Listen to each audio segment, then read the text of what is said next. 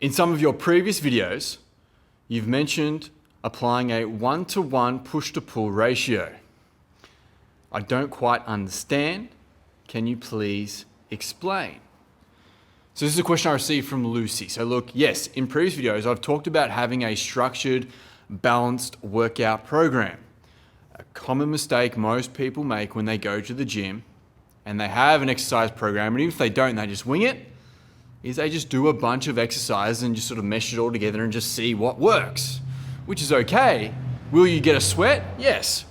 Will you get some sort of, hypertrophy or strength or whatever your goal is? Yes, of course. But long term, if you ignore this rule, which is having a balanced program, you will get injuries. It may not happen today, but in 6, 12, 18 months' time, it will pop up. And you'll think it'll be a specific incident when all it was 6 months, 12 months, whatever months worth of ignoring this rule.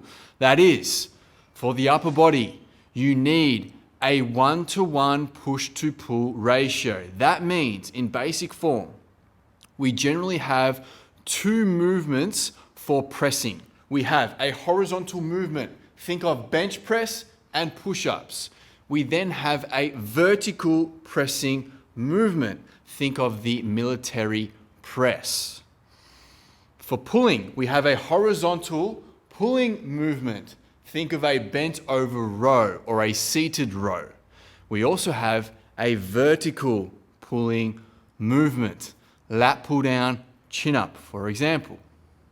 So when I mention you need a 1-to-1 push-to-pull ratio, that means for every set of bench press you do, you then need to also perform a pulling motion, ideally horizontal because the bench is a horizontal movement, but you can still do vertical and just change it up. As long as you hit a pulling set for every set of pushing you do, then you will have a balanced program. But if you ignore this, if you do, say, for every 2 sets of bench, you then do 1 pulling exercise, like a seated row. Again, not straight away, but over time, accumulation, months and months and months of doing this, you will get shoulder problems. I can guarantee it. So, make sure that any exercise strength training program you do follows the 1-to-1 push-to-pull ratio specifically for the upper body. For the lower body, you can sometimes get away with it because a squat is a fairly balanced program of knee dominant to hip dominant, same with the deadlift. So more so, you need to worry about this for the upper body, okay? If the program does not have a 1-to-1 push-to-pull ratio, do not do that program if you plan on remaining injury-free long term. So look, I hope you enjoyed this video as much as I enjoyed making it for you. If you would like a completely free program that does follow this 1-to-1 push-to-pull ratio, then you might like my program. It's called Athletic Curves. It's completely free on the house as a way of saying thank you for watching my videos. If you would like a free copy,